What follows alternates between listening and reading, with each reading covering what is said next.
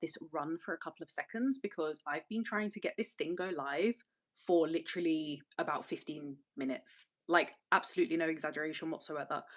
So that's what's been happening lately, and I do not like tech at all. I still can't get used to it.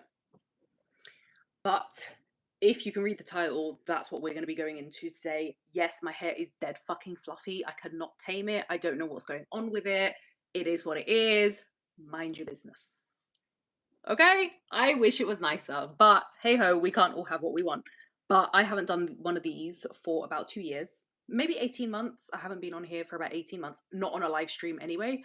But I was going to film this as an actual video to like edit and upload, but I got all my notes together and it's Aries season, which is one of my favorite seasons, along with spooky season. So I thought, why the F not? So if you are new around here, let me know down below. I'd love to hear from you guys where you're tuning in from. I hope you have had a nice year so far. Can we believe that we are basically in April right now? And yesterday felt like New Year's Eve, literally. Whether you're catching this on the live or on the repeat, then yeah, let me know where you're tuning in from. And I just hope that obviously you can benefit from this somehow. So I'm just going to delete the other one because, oh shit, hold on. There might be a few of these online because I tried like 5 times to get this to come on. And it was giving me some technical difficulties and I'm not really sure why. It's probably because I haven't done it for ages and I can't remember how to actually go live anymore. But basically, we're going to be going into how to exit the trap of becoming everyone's emotional dumping ground. If you know all about that, or if you've been on this channel for a while, or if you're new around here, you'll know I do speak a lot on this topic of being everyone's emotional punch bag, kind of having to deal with everybody's emotions, that, or being the one that everyone relies on, if you will. That, you know, you're going to fix everything, you're going to come and heal everybody, you know, you're everyone's savior, you're going to be the safety net. But of course, this can lead to burnout, exhaustion. You know, everyone's got their own breaking points, including us. And if you are, like me, a typical empath, and you're naturally very, I don't want to say the word healing, but people feel that you're healing and they feel like you can solve their problems, they will rely on you. But unfortunately, when people rely on you, it leads to some sort of a breakdown at some point, be that physical, mental, emotional, spiritual, because the bottom line is we are all humans and we all have our own wants and needs and, you know, to survive. So yeah, we're going to go into that. So if you're the therapist friend or family member, and I used to absolutely hate having to say this to people because then you sound like and feel like a bitch, right? When you try and say to people, look, I'm not a therapist. I can't help you in that way. I'm not qualified to help you. I don't want to help you in that way because the last job I would want to be is like anything in mental health or anything like along those lines, because honestly, I don't feel like I would be able to help people. I genuinely couldn't. But also on top of that, it's like the emotional load when you take it home with you. I could not be in a job where I had to take that home with me. And I have somehow, I don't know how, ended up in jobs like that all my life. I think it's subconscious, where you take the work home with you. And if you're in one of those industries, you can vouch for this. You know how it works. You take take your work home with you, and then of course work is already emotionally exhausting, life is exhausting, existing can be fucking exhausting, let's be honest. And then you have to take it home with you and you never get downtime yourself because you're constantly on, you're constantly like, right, what do I need to fix, who's fucked up, where can I fix this, do you know what I mean? So the one that, if you're the one that everyone relies on, everyone's always calling you in a crisis, everybody's always relying on you to like fix the chaos, then this video will definitely be for you. Remember, if you're subbed, then you can click down below, let me know where you're tuning in from, and let me know how your year is going so far. Wait, someone's actually mentioned something interesting and I'm really sorry, my hair's so fluffy. I don't even know what's going on. Like, what is going on? Some parents treat their children as emotional dump, offloading their mess and financial burdens. 100. We are off to a good start here. 150% people forget that a lot of the time parents are, I've got hair on me. Parents are using their kids as kind of like an emotional safety net, an emotional dumping ground, something that they can rely on. Or sometimes parents, I understand everyone's got someone, needs someone to talk to. I totally get that, but there are so many parents who use their kids as therapists and they don't even know they're doing it.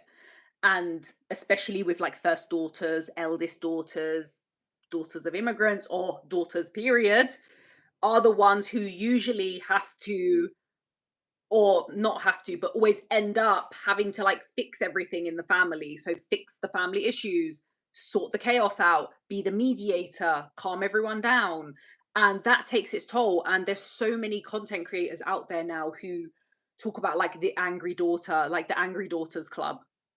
Put your hands up if you agree with the Angry Daughters Club. Like, seriously, we all know that at some point we've been relied on to be everyone's emotional dumping ground. I'm going to go into first and foremost why people do this, why they pick on you, and on top of that, how to actually get out of it, because it's taken me all but, and I'm about to turn 38 in a couple of weeks, days, weeks. And yeah, it's only taken me this fucking many years to come to the conclusion that I cannot continue to be like this because it was wrecking my life. So if you see me looking this way, I've written notes down in my laptop. I don't want to miss out on anything.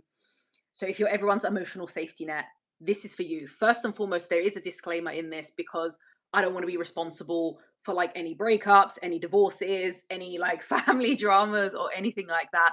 This, by any means, I am not advocating for you to go and find someone and block them out of your life. That is not what I'm advocating. I'm not going to sit here on this video and be like, right, if someone's been mean to you, go and cut them out, blah, blah, blah. No, only you can make that decision because only you know the dynamics of your friendships, your partnerships, your family dynamics. That's your business. Nobody else can make that call for you apart from you. So I just need to put that disclaimer out just before we continue because I am in no way advocating or making it look trendy or cool to cut people out. I don't try and do that. If you have to do that for your own mental stability or your own mental health or your own mental clarity, you make the call. It's nobody else's business. It looks different on everyone. So you do you, I'll do me, everybody else does them. Hold on a minute. Let me just bring this a bit closer. Okay.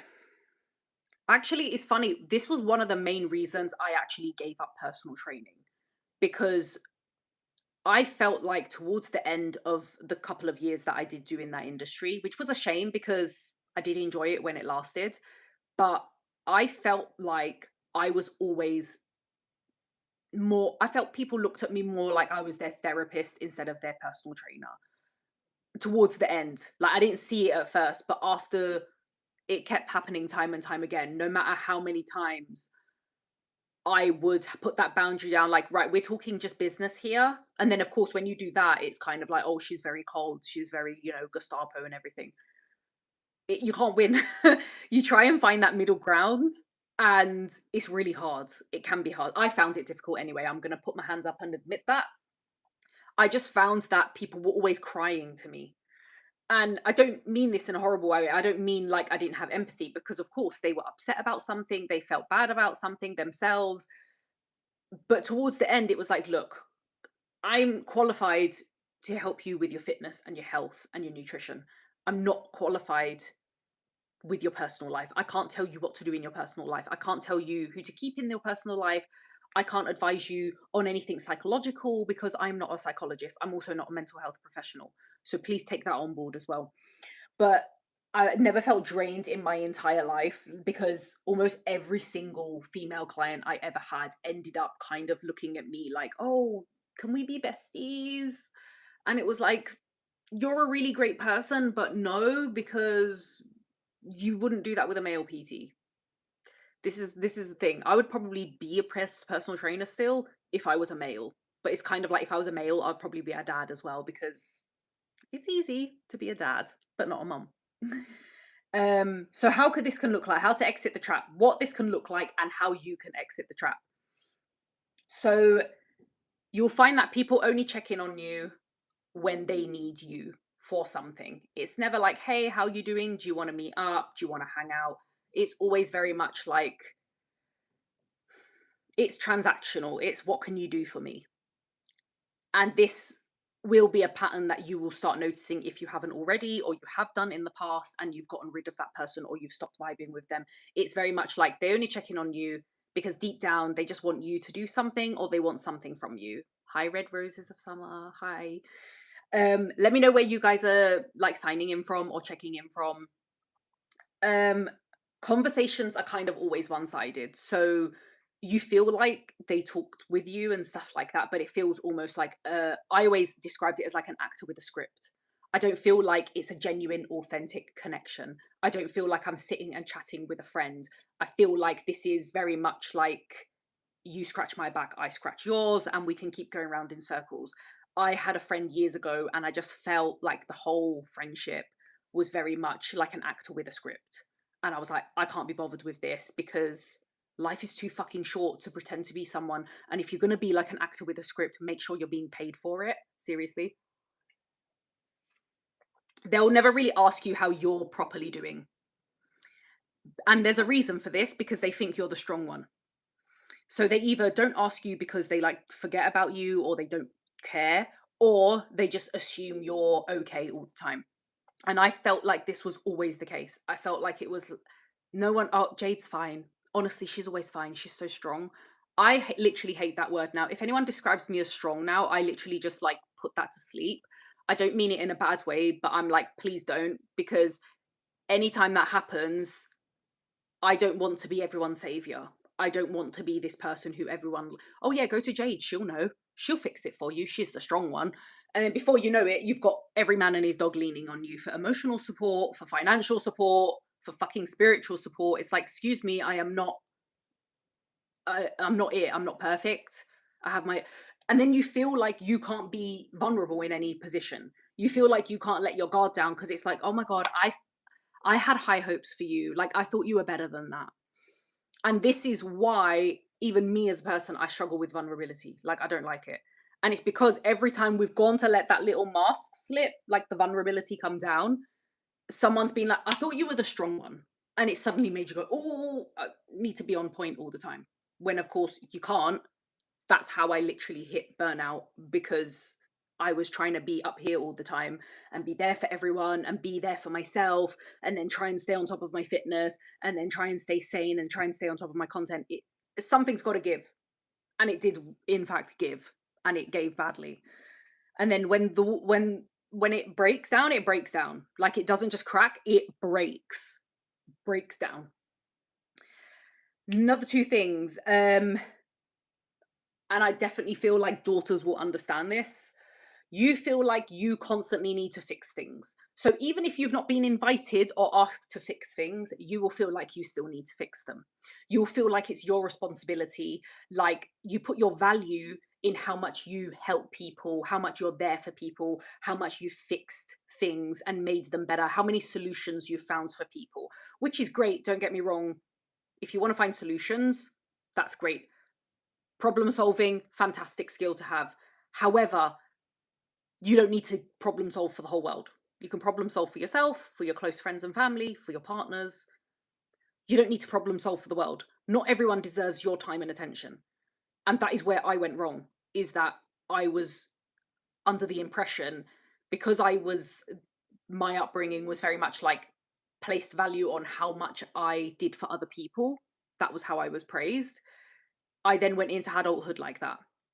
And sometimes you feel like you're not doing it, but then you kind of are subconsciously doing it. And that's where my energy leaks were. It was constantly, I was doing it subconsciously and I didn't realize. I am going to drink through this as well. When I say drink, I mean it's tea. Like not drink, drink. Any interaction you have with people who are like this, where's my, oh, I can't find it. Oh, there it is. Any interaction you have with people, even if they've spoken about positive things or happy things or excited things, you still leave feeling drained. You feel anxious, you feel angry, and this counts for when you get messages from them. When you get a text message, an email, something pops up like Teams message, whatever, you suddenly feel really anxious and you feel angry for no reason. I felt this in one of my friendships and I honestly felt bad for so long. And I kept the friendship alive on the basis that I was like, oh, I'm being out of order. Every time I interacted with this person, I felt drained. I felt really anxious. Anytime I'd see their message pop up on my phone, I'd just get irate for no reason. I didn't really understand why. And then later on, I realized I was being this a person's emotional dumping ground. And I had suspected it, but I wanted to give that person a chance. And I wanted to try and maybe see, or maybe I'm wrong. You know, when you think you're wrong, I was hoping I was wrong. I was just hoping, I was like, I hope, I suspect this, my instincts are telling me this, but I think I'm wrong. And I hope I'm wrong, but I wasn't. And that's what pissed me off because it's hard to make friends these days. I'm not going to lie. It is hard to make friends, especially as a child free person, especially as a child free person in your late 30s, coming into your early 40s. Like, we obviously have different priorities in life than other generations. Most people my age have like two, three kids. So it is hard to maintain relationships, but I was doing my best. um, right. So that's how it looks. That's the kind of person you can be.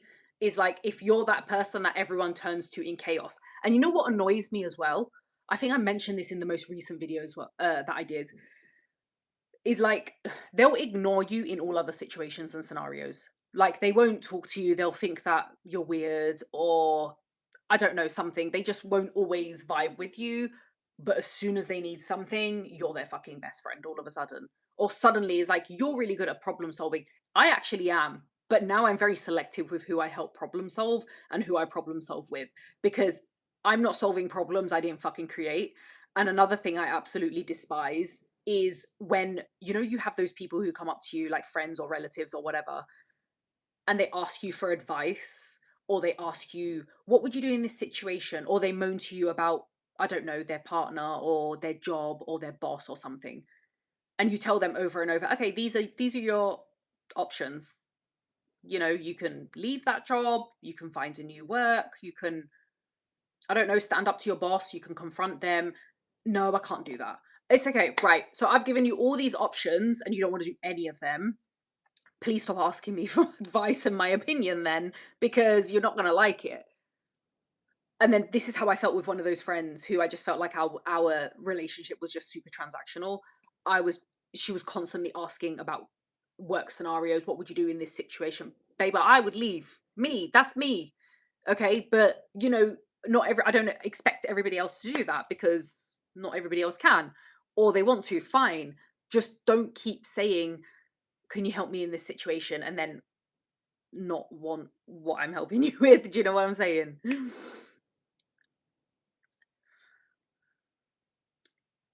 No, it is really true. I'm sorry, I'm catching up with messages. So if you want to put a message in the chat, just do it and just do it anyway, and I'll hopefully catch up with it. I am looking at my for those of you who just joined, I am looking over at my laptop just for notes as well.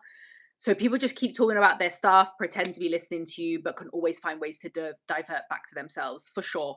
Especially if they are talking to you for a very specific reason, or they're in a relationship with you or friendship with you for a very specific reason. So they're using you. And I don't like, I don't even like saying it like that because it sounds like I'm a fucking teenager. Oh, she's a user. She uses me because we've all been with those people before. We've all had them in our friend circles. They they do use you. They use you for like their own emotional gain or some sort of gain from you. So they're not 100% vibing with you. You can't, and also another dead giveaway is you don't feel like you can be 100% yourself with them and vice versa. Because ultimately, any friendship, whether or relationship even, you should feel like you should be able to be 100% your authentic self. You shouldn't feel like you have to really mask anything, in my opinion anyway. Whereas with friendship that I've had in the past, I felt like they're very nice on the outside, but I've always felt, oh, I better hide this part of me. They're not going to cope. Or I better calm down with my opinion on XYZ because they might not be able to. to deal with it.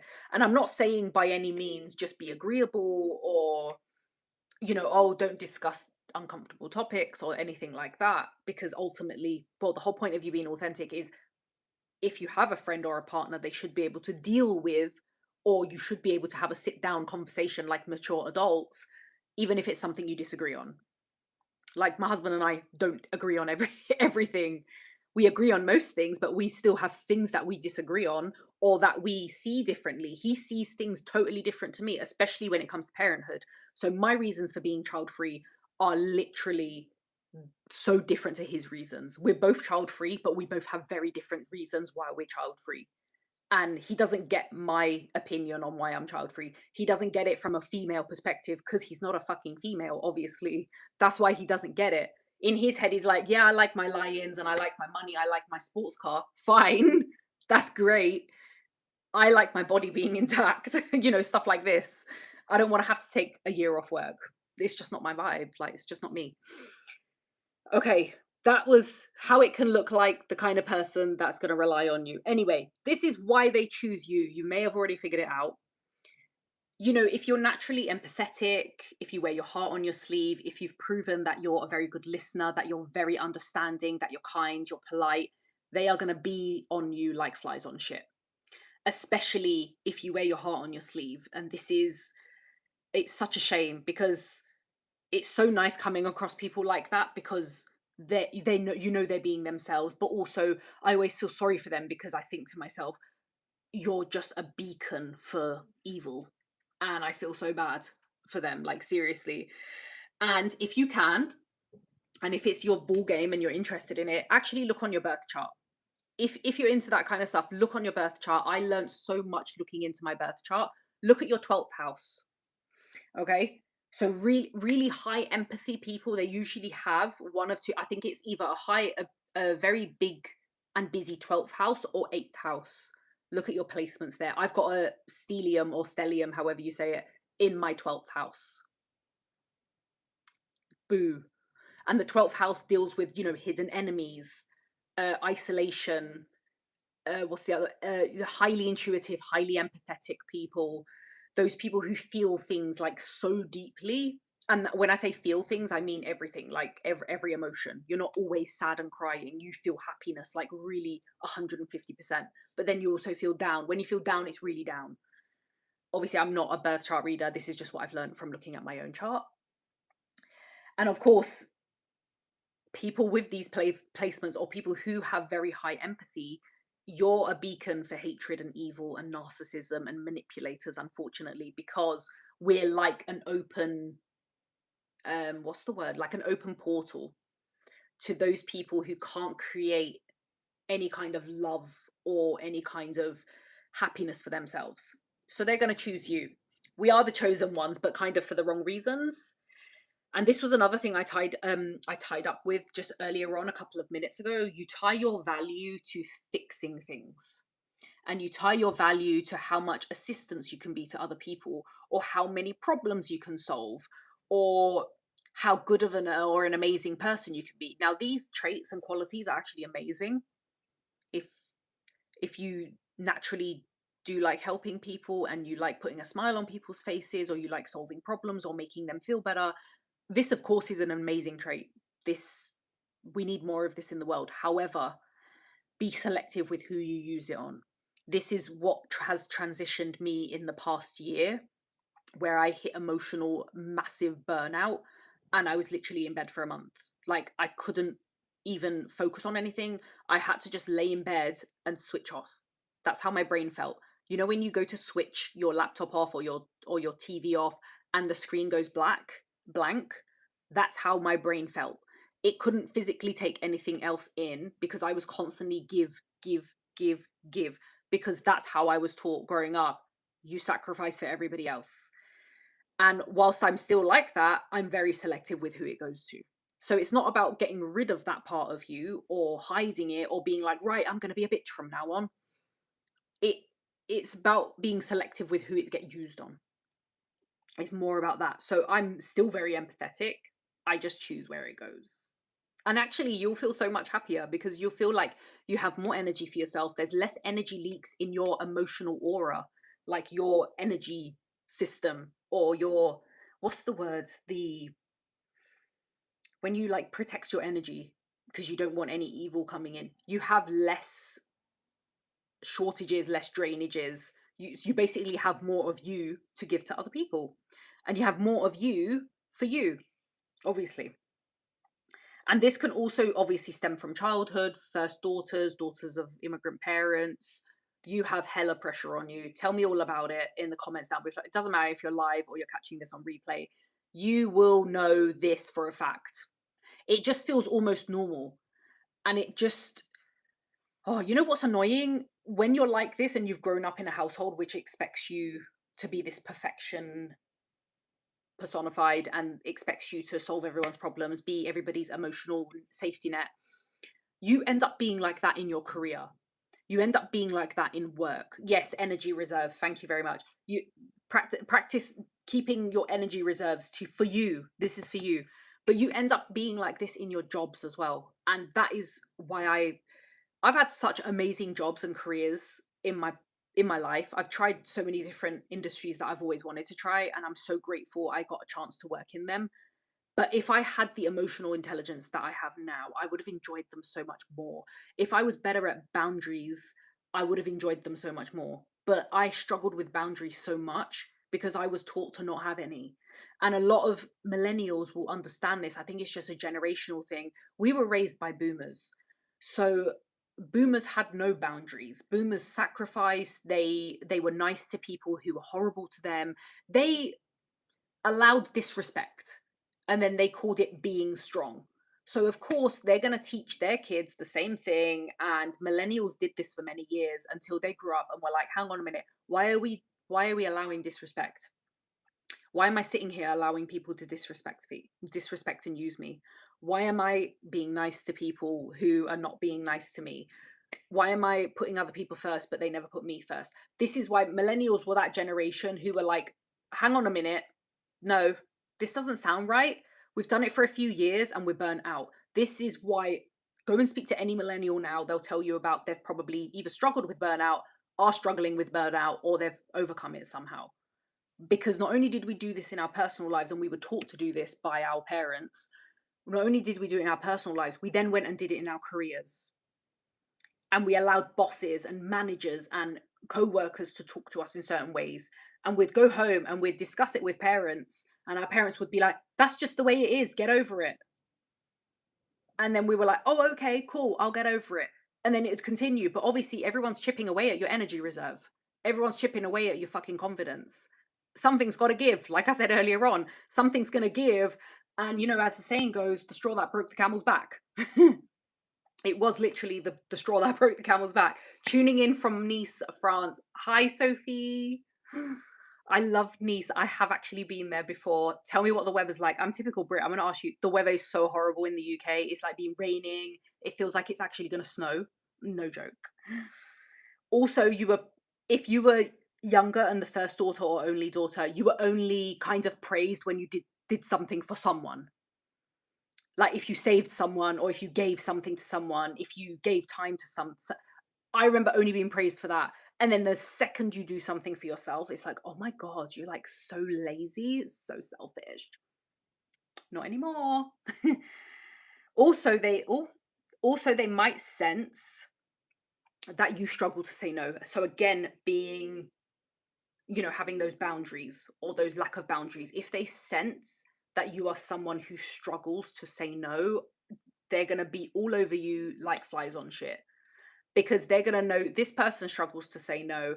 I'm going to ask them for a favor, because they know they're going to get what they want. And of course, they're going to keep doing it and keep doing it and keep doing it. And if you keep allowing it, there you go. um, and again, if you lack boundaries, it's likely because you've watched your parents or carers lack boundaries. That's what all I find that has come to. It's literally who you've witnessed growing up. If you had parents or carers in your household who lacked boundaries and who sacrificed a lot, who like really, really tuned into their martyr energy, well, it's inevitable. We're going to copy that behavior because they're the only two people we're looking at and learning from every single day. Doesn't mean it's right.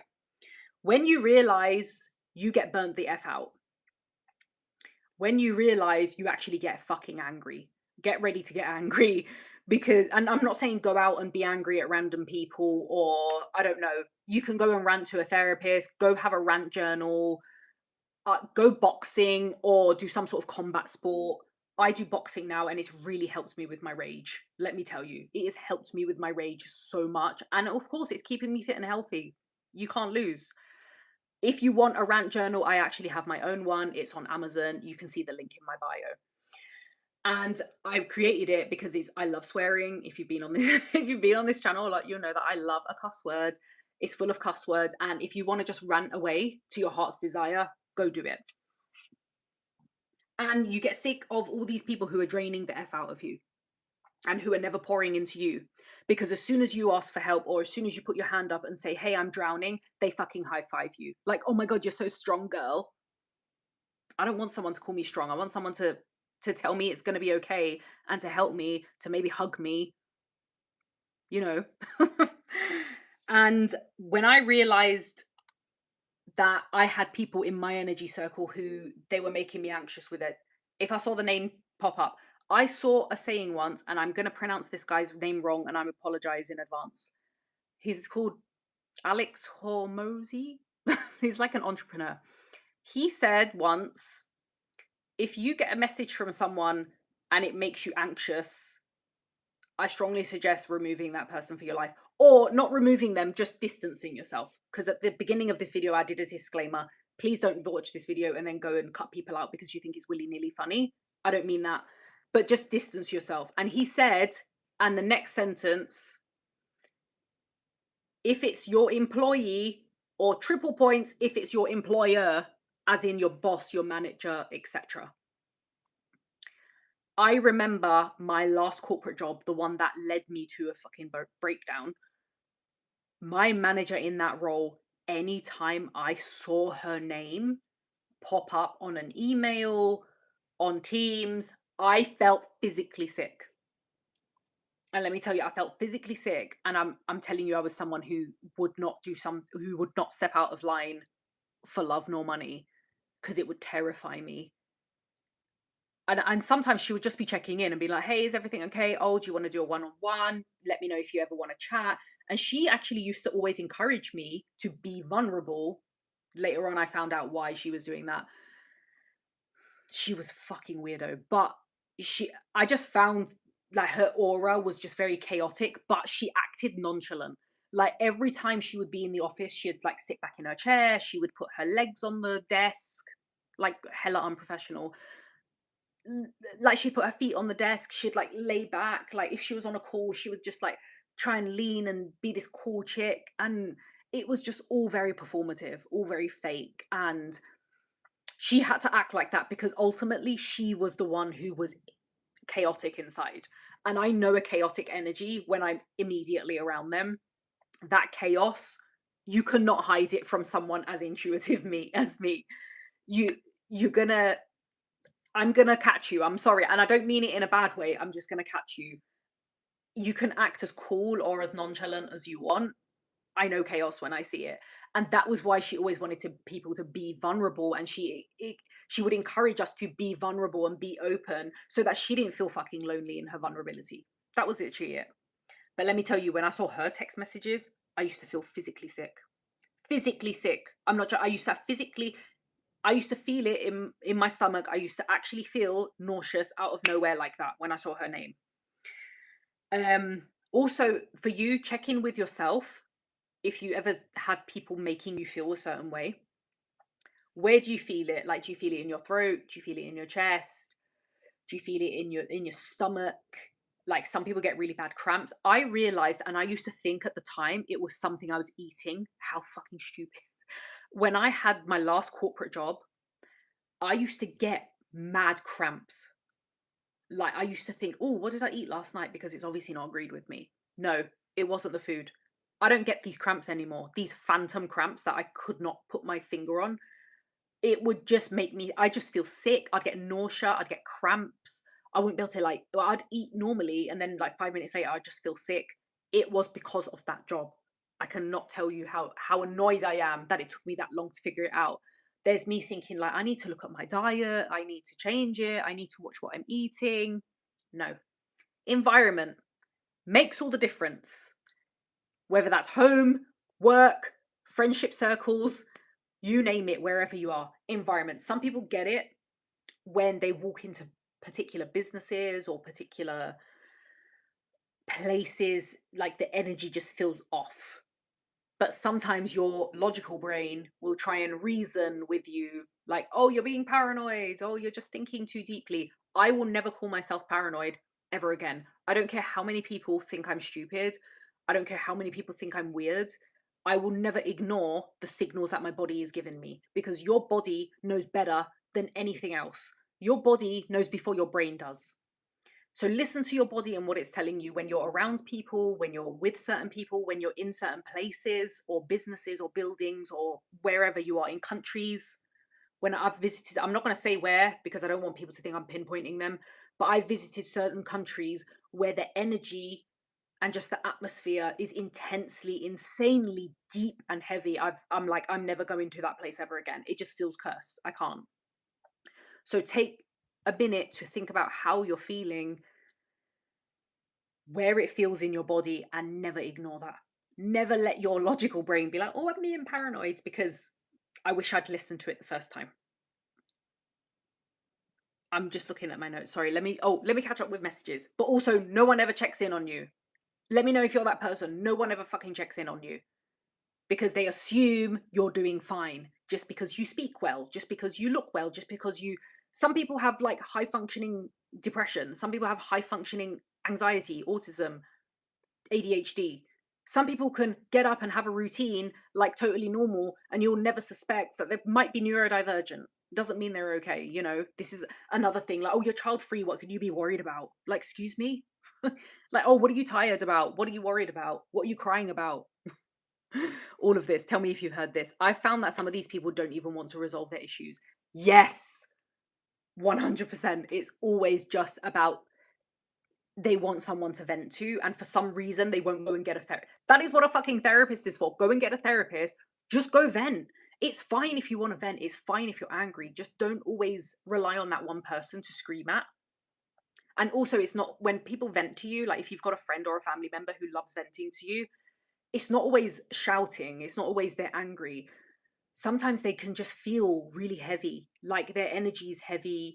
Even if they're just discussing a work situation, it's always something. It's always like someone spoke to me really badly at work, or someone, I don't know, someone said something to me, or I had another fight with my partner. But they won't want a solution. Like you offer them a solution, or you say, well, have you done this? Or have you tried doing this? And it's like, no. Are you going to try? I mean, can we try, please? You know, at least trial and error. That's how you figure some things out. You know, I've unfortunately ended up working in jobs where I had to deal with homeless people, people who needed food or were suffering from job loss. Yeah, not, oh, God, that's hard for empaths. That is hard because you feel like you're taking it home.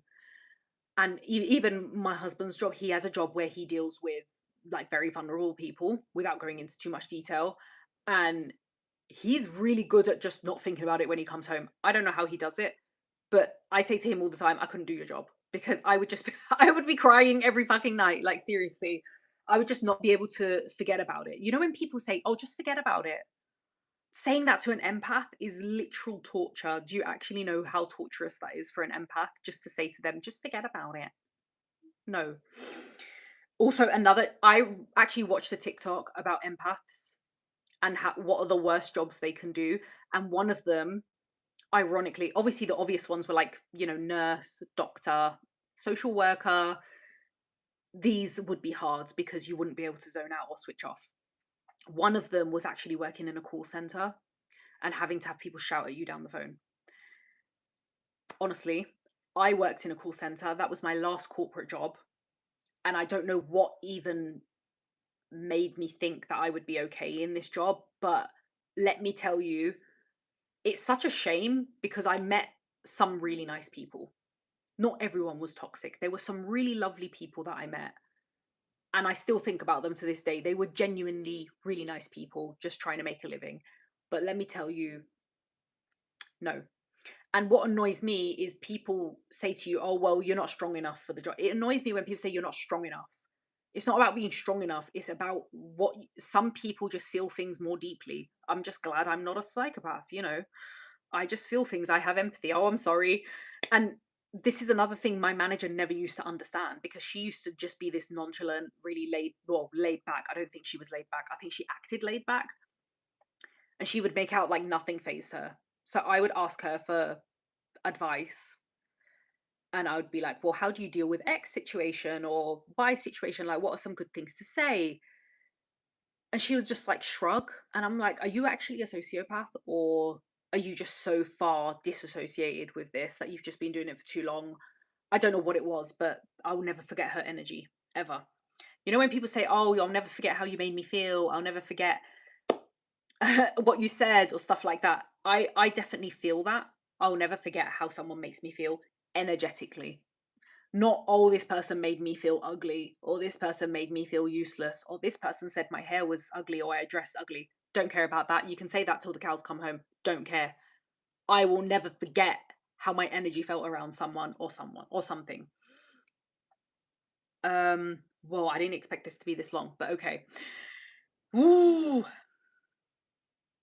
So this is some of the things that changed in my life, but you do you. I have to stress this. You have to do you. But what I did is I had to sever, in that moment, I had to sever the person and the job who was making me feel the way I was feeling and making me feel like I had to be the emotional safety net. That was just the way I did it. I don't want you to go and be like, right, I've just watched Jade on live. I'm going to go and delete everyone off Facebook. I'm going to go and block everyone on WhatsApp. Please don't. But you make that call on what you feel you need to do moving forward to protect your peace. Because eventually, or even better than what I did, protect your peace before you hit burnout. Protect your peace before you get to the point where you snap at someone. I don't want to snap at people. Like, I don't want to. So I remove myself from situations and people before I get to the stage where I say something I'm going to regret, because I've got a big Aries mouth. Don't want to do that. And it's not always about blocking people. Like, everyone's so obsessed with blocking now. Just block them on WhatsApp, or block them on Facebook, or TikTok, or whatever. It's a great thing to have in this day and age, but also I think it's sometimes you don't need to block, you just need to limit access. So if you don't want to cut someone out of your life fully, because I've not wanted to do that unless I've been at absolute my wit's end, I just limit the access. Just make sure this person, you're not available 24/7 to them. You're not a fucking helpline. Just, it's more about this 24/7 access availability. And again, I mentioned this earlier on in the video when I started the live stream. For some reason, I've ended up in jobs where I'm a lifeline for people, and I think it's been subconscious since I was a kid that I'm this person who has to help everyone and find solutions for everyone's problems. This has probably gone cold now. Harry Potter mug. But yeah, you might find yourself subconsciously doing this without realizing, and then before you know it, you're the safety net friend, you're the therapist friend, you're the let's call so and so, I'm having an emotional breakdown friend. But remember, you might need someone in an emotional breakdown as well. So it's not about cutting off all lines of availability. It's about limiting, right? You're not a helpline. Just say it like that. You're not a fucking helpline. So removing access for me was an emotional turning point, because suddenly people realized, you know, you have to teach people, you have to train people how to talk to you. You have to train people how to treat you. I was unfortunately so enthusiastic about my job or about my friendship with someone that I used to always be that person. Like, I wanted to please. Also, this is how people pleasers are made. They're made growing up in certain households. People pleasers are designed because you feel like your worth is attached to how much you do for other people. So if you're not helping someone, you feel worthless. You feel like you don't deserve things. You feel like you don't deserve happiness. That's not the case. So once I started limiting how much access I had, better people started to filter through. More authentic people started to filter through.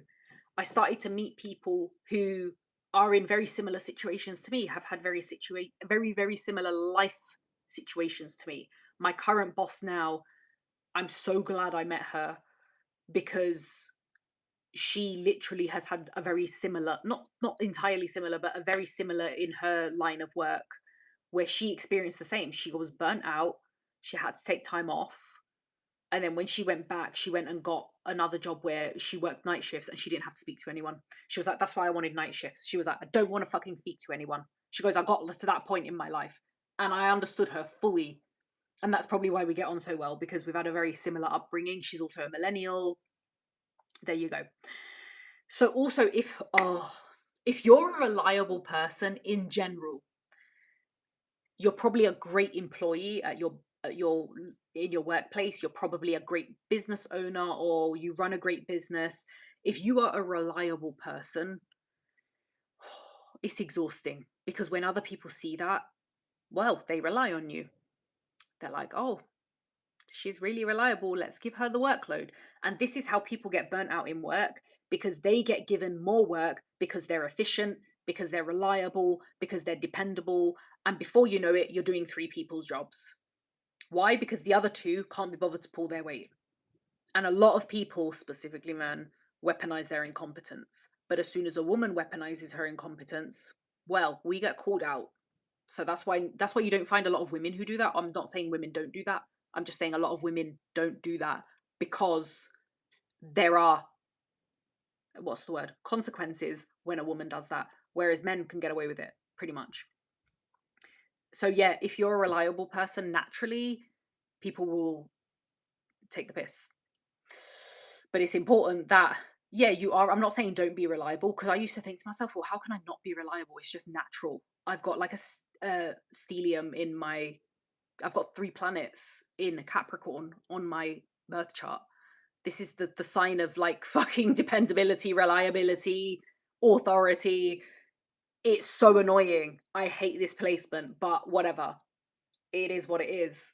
So I've even tried in some jobs. I'm like, I'm not going to be the reliable one, but I just can't do it. Have you ever been like that? I just can't do it. I can't be unreliable. So if you're a natural at what you do, if you're like a natural extrovert person, if you naturally like talking to people, some people with ADHD symptoms, they naturally overshare. They don't mean it in a bad way. It's not that they're latching onto people, they just get on with people really easily and they talk to people really easily. But then this leaves you open to people who take advantage of that, unfortunately. Okay. So yeah, people abuse it, especially your employer. Just saying, if you're in an employment situation where you feel like you're being used, that can definitely be something to look out for. It's also, you will be a beacon. If you're one of these people, you'll be a beacon for those people who can't really emotionally regulate themselves. So if they struggle to feel grounded, if they struggle to emotionally regulate themselves, they're going to be relying on you a lot, especially if you have grounding energy, especially if you seem like this person who's got everything together. You might not have everything together, but it's the way you're perceived. So I've, for some reason, and I've just had this feedback from people throughout my life, I've always been this person who appears to have everything together. I'm not saying I have had, because I certainly haven't. I've even had someone on the fucking bus say it to me. A stranger on the bus. She was sitting near me and she asked me for a tissue. And as I was searching through my bag, she said to me, "You seem like you have everything together." Ironically, I didn't have tissues in my bag that day. So lesson learned. And she's not the only person who said that as well, because I've heard loads of other people say that. And I don't know where they get it from. I don't have it all together. So if you're someone who looks like you have it all together, people are just going to think that you're the answer to their problems. How to set boundaries. Actually, straightforward. People think boundaries are hard. They're not. Stuff like this. I can't deal with that right now. I'm not emotionally available for this right now, or this is feeling really, really heavy. Do you mind giving me X amount of time? It sounds simple to say. I understand it's really hard to take action on this. I understand that for some people, or for a lot of people, setting boundaries is a challenge, especially if you've lived your whole life having none or having few, or you don't want to upset people. But even simple things like, I can't talk about this right now, leave messages unread. Even if you have a notification, leave it. I struggled with seeing a notification and being able to leave it. I couldn't. I don't know what it was. I just couldn't. But leave messages unread or leave them on read. I don't know. You don't have an obligation to respond to someone, I guess, but leave it. Or if you want to respond and just be like, hey, it's a little bit late, or I'm not feeling 100% right now. Do you mind giving me a day or so? Or I'll be back with you ASAP. Just stuff like this that are so simple. And I wish I had just implemented them earlier on in my life, because it would have solved so many problems if I just said, can we pick this up on Monday morning? Or do you mind talk? I'd rather talk to you in person about it. And that's a big thing for me as well. I don't like having really deep conversations over text. I don't get why people do this, or deep conversations over Teams. Like, I would want to, I remember the last communication that I had with my manager in my last job. And this is what she lost out on. She lost out on me working for her because she handled this so fucking badly. Is I really needed to talk to her about something, and she fucking had the cheek to message me back. And no, I needed to talk to her about something that was going on the next day, and it was a personal boundary I had. I understand she had them, but she didn't handle this well at all. I said, she even knew what I was going to talk about. She knew I was stressing about it. So I said, can I talk to you about X scenario? Because it is going to affect tomorrow when I'm in the office. And she was like, we can talk about it tomorrow. I was like, but it's about being in the office, so it kind of needs to be spoken about now. And she would do this constantly and leave people anxious, and she did it. It was a tactic that she had, and she used to make out it was boundaries, but it wasn't. She was shit stirring. Oh my god, so much drama. But yeah, pisses me off. But anyway, a lot of people will listen to this and be like, well, she had boundaries too. And it's like, yeah, she did, but she also never handled anything. Like, nothing. She didn't want to handle it in person. She didn't want you to, like, she didn't want to handle it with you or over the text or over email. She was avoidant. So yeah, I had to learn not to be open until I noticed the other is really stable. Brilliant move. A lot of people use me to regulate their frustration. Yes, Anna, 100%. Regulate their frustration. Or they kind of want to be you, maybe. Not in a bad way, don't get me wrong. They kind of want to be you. They're like, oh, I wish I was calm like Anna.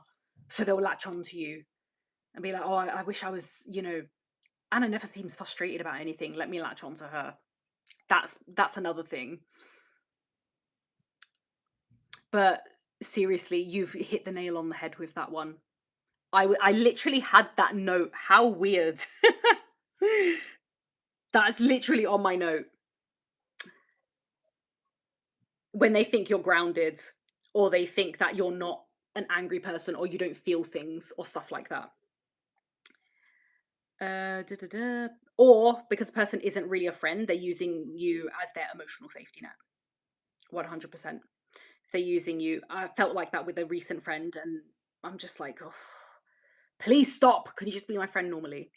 Also, journal, therapy, support, talking to other people, stuff like this is really, really important. Guys, you can find people that you can do this with. If you can't, journal. Scream in a place where people aren't going to think you're dying, but just scream out loud. Stuff like that. One of my friends I used to have online, she used to go into like the woods somewhere, and she just used to scream, and I used to be like, what are you doing? And she used to share about her like screaming tactics, and she would just scream out loud and be like, oh, I'm relieving. She used to be like, I'm relieving trauma.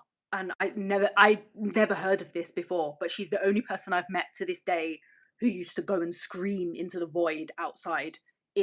She'd be like, I'll go to like a forest somewhere and just like scream, not for help, but just like scream, like the anger and everything. and anger and get her anger out. I box. I fucking love boxing. It is great. I absolutely love it. I got a gift for Christmas. I got boxing gloves. I'm gonna get one of those boxing dummies. I've had so much fun with it. I am gonna have so much fun with that boxing dummy. Or you can. I don't journal anymore, but you can journal. I started off journaling, but then I got too angry, so I couldn't do it anymore. But yeah, if you have a journal that just scribble on it, or another thing I learned from someone else, if it works for you, make sure you're safe when you're doing it, is after you've journaled, like burn the pages, but make sure you please do that in a safe area. I don't want anyone burning the house down. Just burn it on a bonfire, on a barbecue, burn the pages or tear them up or something like that. Just watch them like just disappear. Just remember, just before I log off, because it's like 55 minutes in, notice how you feel after certain interactions with people. How I noticed this is that I'd feel completely fine. And then if I got a message from them, I'd just feel like shit. And I'd be like, well, where's that come from? I was fine 5 seconds ago. So a text, messages, emails, it wouldn't even be what's written. It wouldn't even be the person said something to you that's mean. It's just how they've made you feel. That's literally it. So doesn't matter how nice, kind, polite people may seem, if your energy is off, please don't ignore it. And that's if you've done it several times as well. Maybe if you want to check, you can do it again and you can see every time I'm around this person, I feel like fucking crap, or I feel drained, or I feel angry for no apparent reason. Like I said before, your body knows before your mind does. And actually, animals are like this, but animals use their instincts, they don't use their egos. Animals use their instincts. And when something feels off, they say something. Right, I'll give you a quick example before I log out. Let me see, I've got everything here. Yes, this is literally on my last of my list. So the other day I opened my back door to let my cat out. I do this all the time, nothing new. There was nothing in the garden. There was not even a bird. Nothing, no sound. I opened the door and I was like, come on, Theo, off you go. And I shit you not, he stood there and he stared. I was like, what the fuck is he doing? And he was like, he hissed. My cat doesn't hiss at anyone. He doesn't hiss at anyone. He hissed, and there's me thinking like, what the fuck? I look outside the door, nothing there, no animals, no birds, not a sound.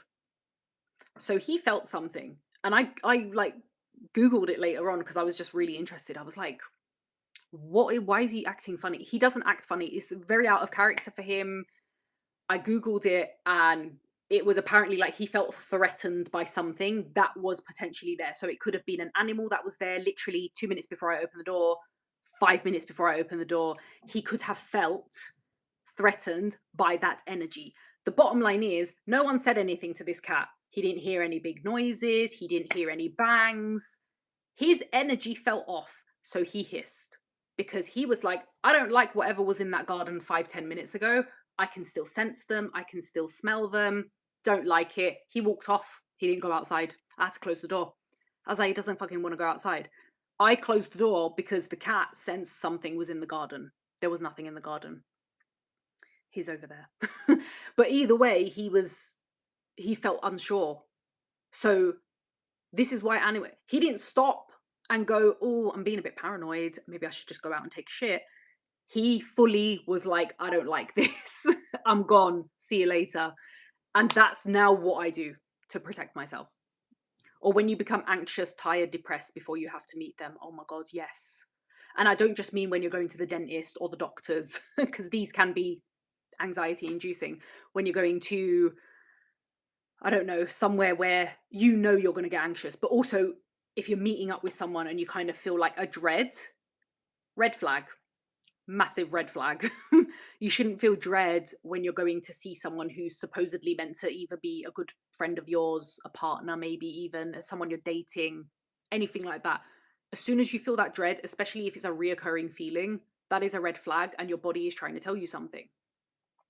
But this is all down to you, how you navigate this in your in your life. Okay, I can't tell you how to navigate things because this is just what I've learned. I'd love to share it, but ultimately, you're going to find different ways to navigate this in your own life and to deal with it in your own life. Greetings from Sweden. Hey. But otherwise, that's it. This has been an hour. You guys have been great. Thank you so much for joining me. If you haven't already, make sure you hit the subscribe button. I'm going to see you guys in the next video or a next live. Bye.